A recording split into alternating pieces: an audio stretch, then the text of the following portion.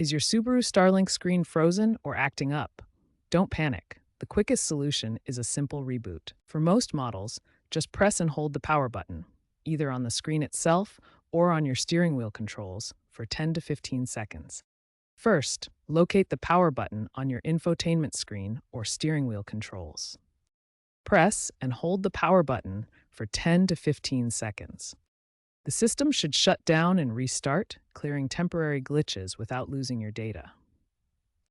Remember to only perform resets when parked, as it can interrupt navigation or audio. This resolves about 80% of freeze-related issues. If a reboot doesn't work, move on to a factory reset, but be warned, this will erase all your personalized settings. If a reboot fails, a factory reset is your last resort. This wipes the system clean, restoring it to its original settings. To perform a factory reset, go to Settings, General, Factory Reset. You'll likely need a password. The default is often 00 or specific to your vehicle. Be aware that a factory reset will erase all your saved apps, navigation history, paired devices, and custom settings, like EQ. After the reset, you'll need to reconnect your accounts, like SiriusXM, and repair your phone.